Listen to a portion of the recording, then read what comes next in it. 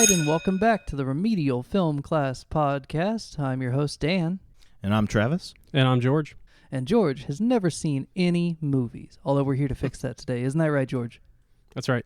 Now, George, have you ever seen a movie called Wayne's World? I think it was one of those movies that I was not sober for in college. I'm familiar with the skit.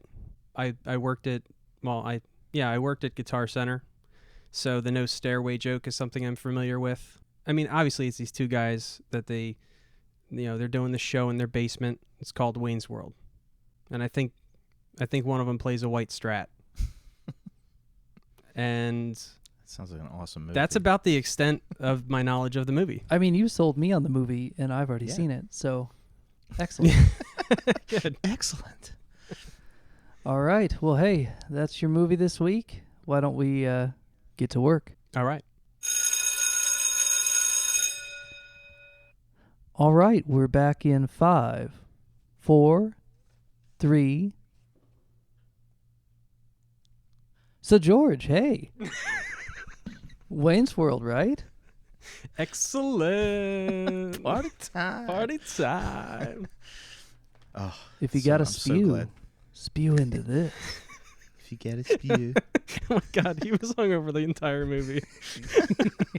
not And he's a even, mechanic. Not even hungover, like just bomb. He was on stuff. I do love when they have that one moment of clarity at his job where you're like, oh, that guy is a functional human like 8 hours a day. Right. And the other, how many hours he's got a meth lab and all kinds of stuff going on. He's He was partied toast. out, man. He was In that toast. what kind of car was that? What are they Is driving that around in? Gremlin? I think it's A gremlin, Gremlin. The Murph-mobile. The Murph-mobile. God, I just always end up talking like Garth when I watch that movie. Well, he's a good sidekick. It's not even a good Garth impression. Like it's about 3/4 Garth, and it's just bad. But I love that movie. Well, my Garth impression is always I like to play. Yes. I say that all the time. People are like, what is that? It's so sad. So George, we made you watch it. It was awesome. You don't even have to tell us, so we can just wrap up now, right? Yeah. It's a bit You of know- a swerve from Psycho, right? You guys did that on purpose. Yeah. Damn right we did. You did that on purpose because when he is in the club and he is focused on Cassandra, when I say he, I mean obviously Wayne. He's focused on Cassandra and he's crossing the room, and then Stacy shows up like right in front of him. I heard that and I'm like, oh, it was perfect. I was like, you guys did that on purpose. And that little side glance he gives her. Get out of And my then- way. And then later with Donut Man or Donut Boy. Oh, Glenn. Glenn. Gotta love Glenn. I think I'll just take it up with the union. No, not him. I was talking about when The It's diner other owner? guy, when Garth is stabbing Donut Man. Yeah, the Like Donut Man he that builds. ate. Yeah. So That's too anyways, funny. I heard, as soon as I heard that, I was like, yo, these guys did this on purpose. That's so funny. Poor Laura Flynn Boyle. Hi, Wayne. Hi. My sister, for her birthday one year, I gave her a gun rack. I wrapped it, and I handed it to her. And if you knew my sister, this would be gold for you. She looked at me and she said, "A gun rack? I don't even have a gun, let alone multiple guns that would necessitate a rack." And I was like, she goes, "That's best gift ever." What am I gonna do with a With gun a gun rack? Yeah. So so quotable. Anyway. Oh, good Lord.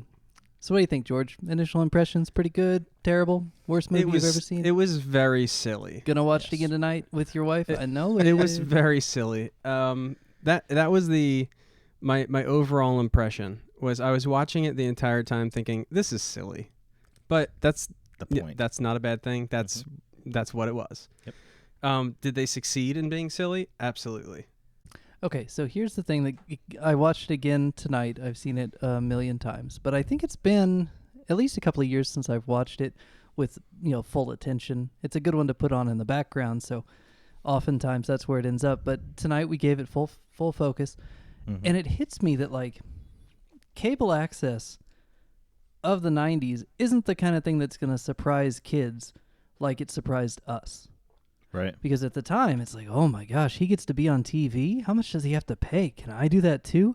He has cable? I don't even have cable. Right? And nowadays, our kids are like, oh, he's doing a YouTube show in his basement. Right. Why has he got all those cameras? He could do it with just a cell phone. Yeah, it's Yeah, they have bizarre. like full all-out TV cameras in the basement. So yeah, funny. it's one of those things. I remember cable access. I think you could probably still do cable access if you wanted to. I mean, I don't know anybody that still pays for cable, but I'm sure that there are those people. But I mean, in a pre-YouTube world, that is kind of cutting edge. And nowadays, it's one of those things that's just gone by the wayside thanks to technology. Well, that's the thing about this movie. It's like it's ahead of its time in a way, even though it's kind of a period piece. Like, there's nothing in this movie that's not 1992. Nothing. It's completely right out of 1992. But they jump ahead on things. Like they do things like you said, the YouTube era, and they have the mockumentary idea, like the breaking the fourth wall, the Deadpool type thing where he's talking directly at the people. Yeah, I was going to ask you if that was a new thing. Ferris Bueller does it. Right. But it's one of those things that on the skit of SNL, they're talking to the camera and that's it. But then in the movie, they kind of keep that, and every character does it. It's not like just Wayne is talking to the camera or the people. Rob Lowe does it. The diner owner, Ed O'Neill, does it. Like, everybody talks to the camera. So it's ahead of its time. It has that mockumentary, The Office type feel to it. Yes. There are many. There's at least one other huge tie to The Office. Yeah. We're going to touch on that, I think. That's what she said. So, yeah, well, the one thing, George, I don't know if you're aware of the director, but she is a documentary filmmaker, did music videos and stuff before she got this. She did the Decline of Western Civilization, parts 1 and 2, which were these well-regarded underground documentaries on the punk scene and the metal scene in Los Angeles in the early and mid-'80s. Okay. And so you can see that kind of documentary filmmaker eye pretty much the entire time in this movie. Yes. Yeah, sure and thing. it's not the first one to do that, but it's certainly one of the more effective and consistently tonal documentaries to pop up on the mainstream before you get The Office and Modern Family, again with Ed O'Neill. What's funny is I found a YouTube channel where they were talking about this movie, and all the comments were, "Oh, look, it's the dad from Modern Family" in the comments. And I'm like, assholes, that's Al Bundy. like, seriously, it's 1992. He's Al Bundy. Yeah, and when I saw his face, like, I immediately thought, okay, I know that guy. Where's he from? He's from a sitcom. Yeah. He's from Modern Family, but he's from something else too. Everything. And I think Little Giants. You probably know him from that. That's where my kids knew him. I showed him a clip Yeah. tonight, and they were like, Okay. "Oh, hey, it's the coach. It's the Coach. uncle." I'm like, "Oh yeah, right." And Yeah. completely different character. He's one of these guys. He's like Shakespearean trained and just happened to be typecast as Al Bundy. He's like the inverse of Chandler from Friends, who isn't actually able to act but is funny in real life. So he stuck as a character, Right. and now he can't do Right. anything else because he's just that guy. Ed Yeah. O'Neill's the opposite. He got stuck playing that one character for 20 years, but is actually probably the most talented actor in sitcoms. It's like Fred Gwynn. Yeah. Fred Gwynn was Shakespearean trained, and he becomes Herman Munster, and then what happens? Cha-ching. Cha-ching. Yeah, it's true. Royalties. Artistically devoid, but cha-ching. So, George, what you did there in the industry they call a segue when you mentioned the other connection to The Office. That's what she said? Yes. While I was watching this movie, I thought to myself, how quotable it really is. Like, I remember it came out in 92, so I was a junior in high school. So this was right in my wheelhouse. And we were saying everything from this movie. You think about the things that stuck, and that's what she said is one of those things where it started in this movie, and then it became much more famous through The Office, where, with the meme world and all that stuff. Right. But Yeah, that's what she said was originally from Wayne's World. And, you know, the Schwing, everybody, the cha, cha, like we used to do all the time. Whatever, like, really? Yeah. You know, that's the Bugs Bunny quote is one of my favorites. Literally probably said that once a week when I was in high school. We you know, fear change. We feel And apparently in that scene, man. Mike Myers' laugh is legit. I don't know if the Bugs Bunny line is improv or if there was another line that was improv, but his laugh is legit. oh man. The cream of some young guy. If I had a dime for every time we said that. Is that originally from this movie? Yes. I thought that was a joke that was older than dirt. It Nope. might be older than dirt, but I haven't been able to trace it to anything older than this. Like, I can't count how many of us tried to squeak that in Right. around adults. We would say it all the time. Same thing with, like, instead of saying douchebag, we would just say shbag. Right. And it's kids in high school trying to get things past adults. So that cream of some young guy, just hilarious. Yes. Excuse me. I can't count how many times I've heard that. Probably said it. And the sphincter says what? What? What? Is that Exactly. originally from this movie too?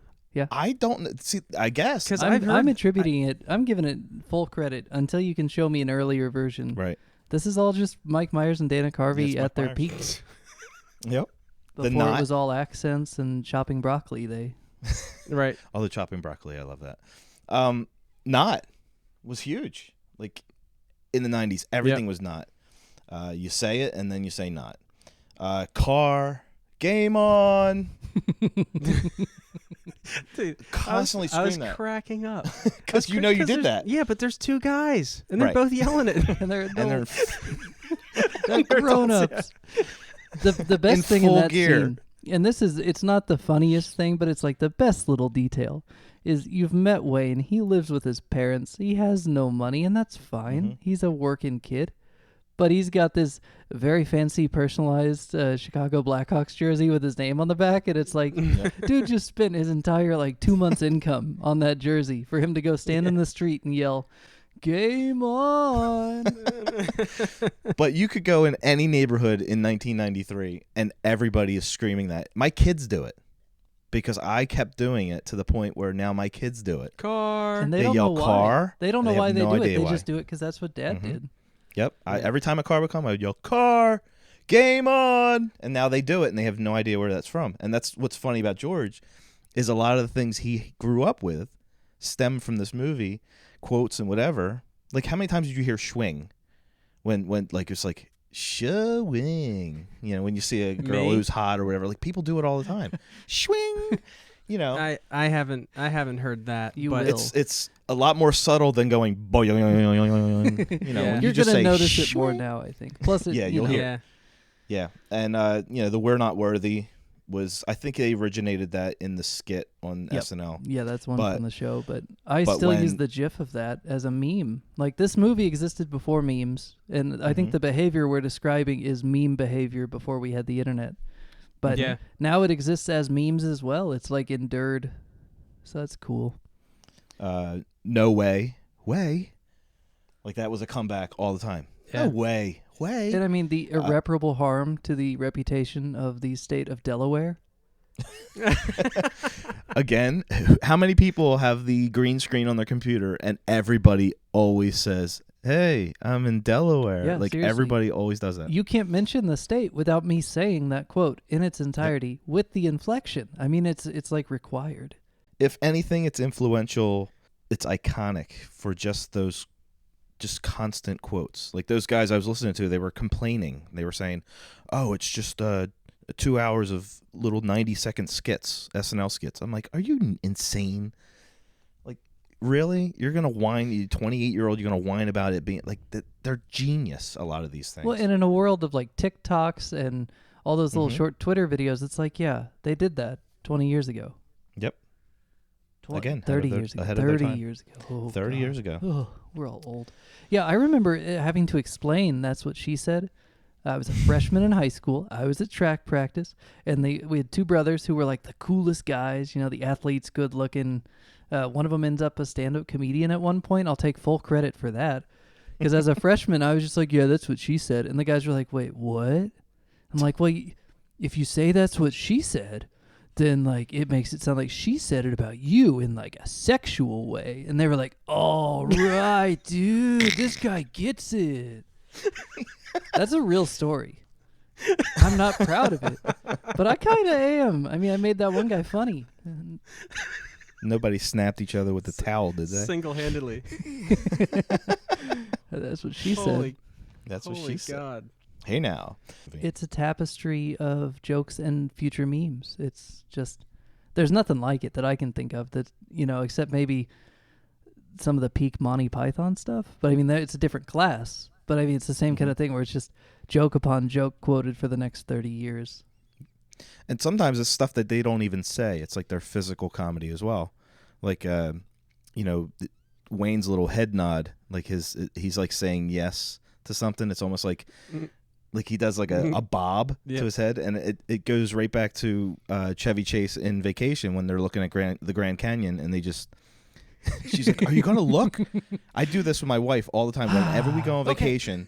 Yep. Whenever we go on vacation, I stand at whatever we're looking at. I put my arm around her and I nod my head twice and I say, let's go. And it's like, to me, that's what, Wayne was, Mike Myers was doing a lot of that physical comedy as well as all the memes. Yeah. That's so brilliant. Oh, shoot. Now, another thing that I just can't get over with Wayne's World, and George, I think you're going to appreciate this a little bit more, just general reverence to the electric guitar. I mean, from Absolutely. moment one through the end of the movie, it's like a catalog of guitars just exploded on your screen, and now all these cool people are playing them. Yes, and it's portrayed as the coolest thing that you could do. And so I'm on board with that. Yeah, that scene, I mean, and you worked guitar retail, right? So you understand No Stairway, the May I Help You riff, right? Yes, yes.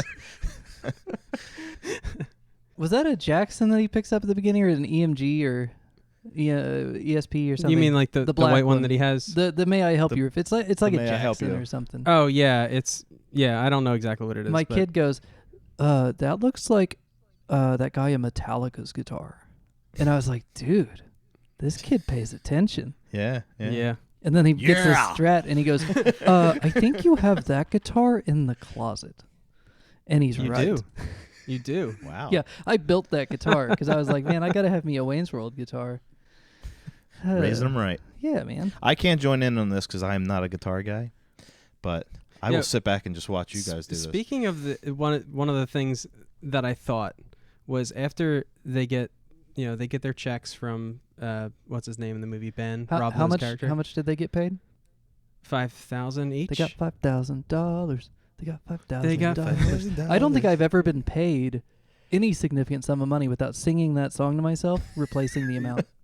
Right. Yes. And what's funny is it kind of goes back to the Bugs Bunny thing. Like when I hear that, that's the same. We're gonna have roast rabbit. We're gonna have roast rabbit. Yes, it is. So they get paid, right?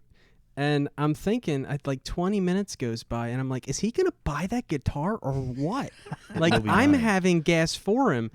Gas, for those that don't know what that means, it's gear acquisition syndrome. I'm having it for him. Like, is he? If I just got paid $5,000, if I could get it that day, I would. Right. And if not, no layaway. and if not the next day, I would be there buying that guitar. So that was one inconsistency in the plot that I... Here we go. No, I'm just kidding. Also, obviously, you would expect, the tunes in this movie to be fantastic. Multiple Hendrix tunes. They start off like... They set the tone with Bohemian Rhapsody right in the beginning. Everything. They were all bangers. They probably had to pay a lot to use not just the song, but for Queen playing the song. They in the got movie. Queen's blessing. Okay. Freddie Mercury was on his deathbed. Okay. And gave the thumbs up. Very good. So he actually got a kick out of it. They filmed it and showed him. And who's the guitar player for Queen? Brian May. Brian May and Freddie Mercury both gave the thumbs up. So they had the blessing. I don't know what they paid, Right. But they did get the. But best. I know that it's much more expensive, because if you just, get the rights to the song or, the chords and the melody, you can have anyone perform it. That's why, like, a lot of the songs in the movie were performed by Cassandra's band. Crucial taunt. Right? And not the original songs. But I noticed right off the bat it was Queen, and I was like, oh, Yeah. that's not, I mean, Well, you do see it here and there, but I thought, wow, that's actually Queen. But again, in context, in 1992, they were kind of not very mainstream. I mean, they We Are the Champions was in Revenge of the Nerds in the mid 80s. I didn't even think of that. So they were kind of on the tail end of their career. They were probably playing shows for their fans, but they weren't on the charts like they used to be. And then that song became 10 times more popular because of the movie. Oh, well, I don't know if it's because of the movie, but it's an anthem. Right. It It's an anthem became now. like it hit a whole new generation, just like when Run DMC got together with Aerosmith and did Walk This Way. There was a huge generation of people that have never even heard of Aerosmith. And it ignited their career, like it gave them full life again. Yeah. And they put out 6 or 7 more albums from then, and they were mainstream even to today. They're still touring. So, that one little moment made Queen mainstream again. Right. So does that mean I can blame Run DMC for what I had to endure with the movie Armageddon? Is it all their fault? I think enduring Armageddon alone, even on mute, is a problem. So, yeah. So can I tell you, I mean, I know it was a dream sequence, and I knew it was a dream sequence when it was going on. I wish that Garth would have actually been lip-syncing Foxy Lady to her. Oh, that was amazing. And that was, oh man, that scene, I was rolling. Mm-hmm. I just... And he keeps that grin the whole time. Yeah. He's so good. I'm doing the you grin. can't see his face, but he's done it perfect. As long as he's It's not so doing funny. the pelvic thrusts, I think you're No, safe. I'm not. No. I like Right. to play. Oh my gosh, it's just a perfect scene. Although, did you notice Garth doesn't know the words to Bohemian Rhapsody? Yeah. That's like my favorite part of I love the headbanging and I love the drum fill. I do that every time too. The da da da da da da. Yeah. But if you watch the headbanging, Mike Myers and Garth and Dana Carvey are holding back on their headbanging. I noticed that too.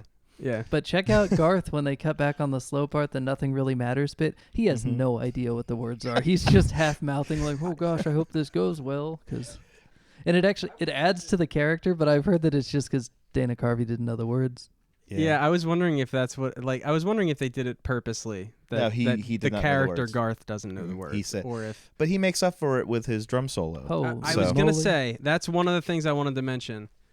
Is that actually him playing the drums? Yes, it because is. it looks like him playing the drums. And He's done it at some of his shows. Okay, good. Because when I was watching it, usually these things are fudged, right, in movies.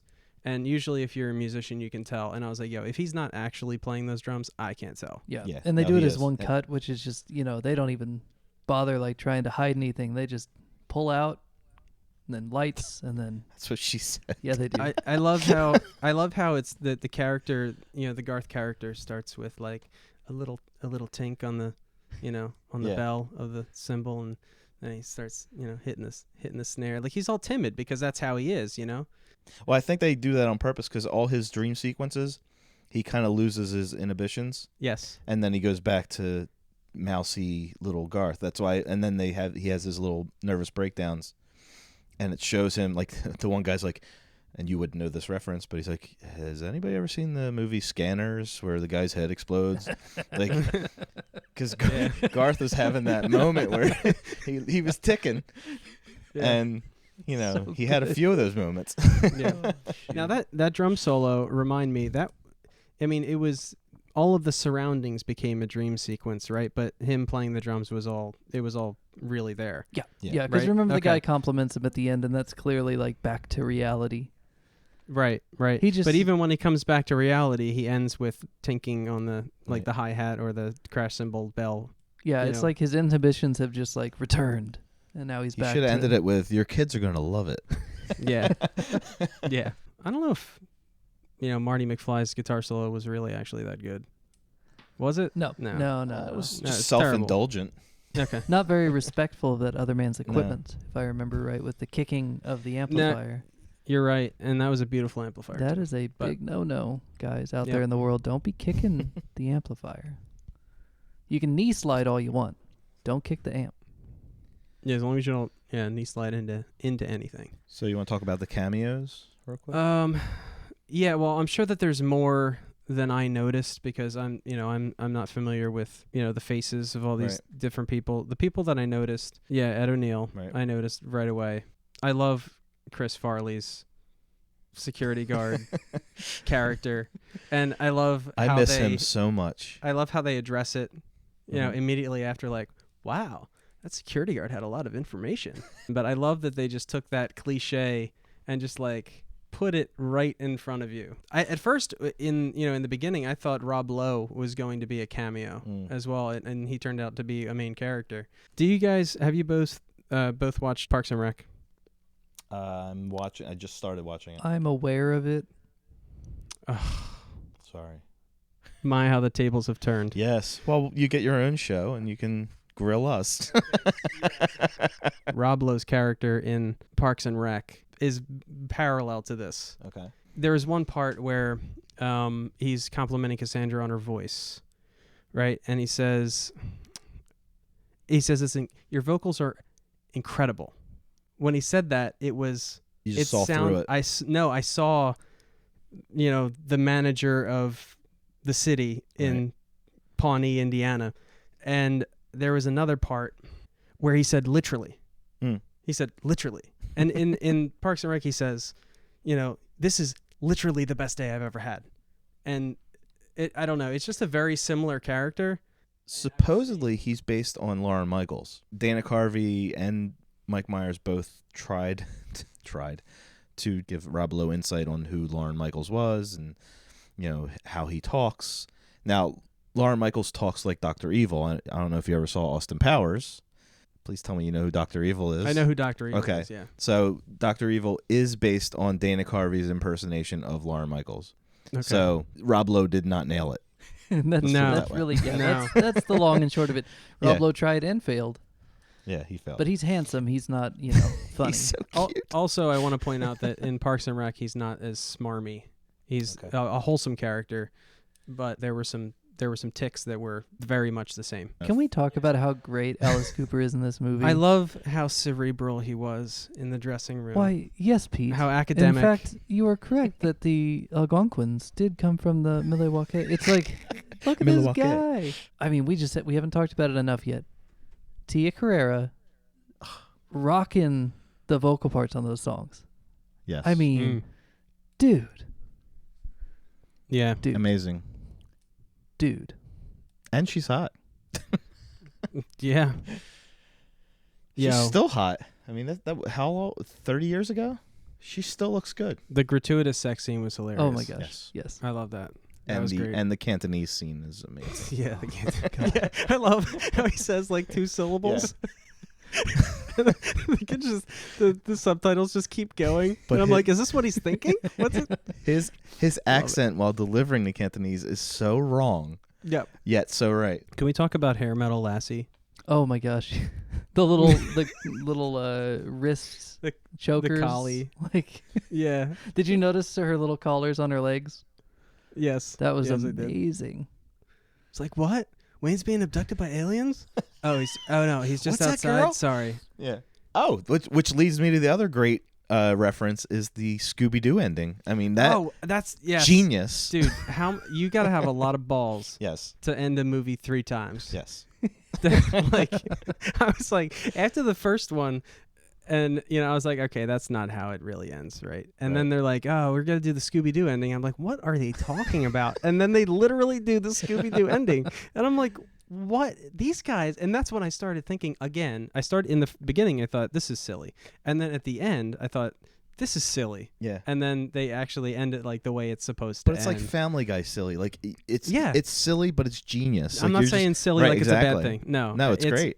It's silly. It's just silly. But some people will say, "Oh no!" Like when I ask certain people, I'm like, "Oh, we're watching Wayne's World." You They're don't like, need, "Oh, it's kind of stupid." Yeah, you don't need those kind of people in your life. You don't need them in your life. Not at all.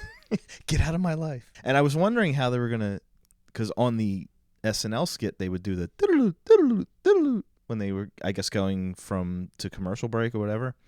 And I wasn't sure how they were gonna do that in the movie. So at the very end, when they go from ending to ending. Mm-hmm. And obviously they're on the dolly, so they're just kind of moving. They're not walking off. They're being pulled off. Yeah, that's what she said. So should we go back and do the dramatic ending to the podcast now? The melodrama ending. Oh, the terrible ending.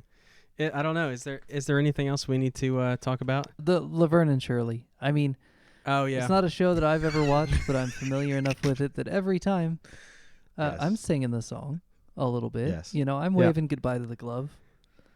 Yep. Again, I'm thinking this is silly. And then Garth he even does the little head tilt thing, Like framing his chin with his fingers. Oh my Mhm. God! I So I good. kind of grew up watching that show, so it was, to me, it kind of took me back a little bit. I mean, I'm not old. I saw it on reruns, so it wasn't like new to me. But yeah, that beginning of that show just brings me back to eating dinner, TV dinners. Yeah, I don't know what show came on before that on like Nick at Night, but I used to watch a show, I think it might have been like Brady Bunch or one of those shows, and then it would end and it would be my bedtime. Right. But that would be the next theme song for the next show. I would never watch the show, but I would always listen to the theme song. You should watch it. So I recommend it. What? Laverne and Shirley. Watch the show? Yeah. It's a spinoff of Happy Days. Oh, okay. I mean, I watched a lot of like I Love Lucy and stuff like that. I think you would like it. So yeah, grab yourself some extra credit, watch some Laverne and Shirley, and while you're at it, check out Wayne's World 2. Yeah. I keep hoping for a Wayne's World 3, man. Show me those guys now. Like, Yeah. if we have to sit through another Bill and Ted, I should at least get another Wayne. Absolutely. Maybe they should get the people that did the Brady Bunch movie, where they kind of pay attention to the source material but kind of parody it. I think it would be funny to do a geriatric version. Yeah, like they're going to be put in a home by Mike's or Yeah. Wayne's mother, who he still lives with. Yeah. She's like, "You got to get out of my basement." That's good. She's like 98. Yeah, let's write it. Let's do it. Let's write it and submit it. All right, Travis, Hey. I think it's time for us to wrap this reveal? up. And Okay. go ahead and reveal to George what he's being put through next time. I can't wait. This movie, it's called RoboCop. Have you ever seen RoboCop, George? Nope. Hey, George, have you ever seen RoboCop? Nope. Hey, George, what do you think about wrapping this thing up? Is that cool? What? This whole show we're doing? Wrapping it up? Yeah. Okay. All right. Thanks for joining us on the Remedial Film Class Podcast. As always, you can find us on Twitter and Instagram at Remedial Film Pod. You can also find us at facebook.com/remedialfilmpod. And of course, you can email us at remedialfilmpod@gmail.com.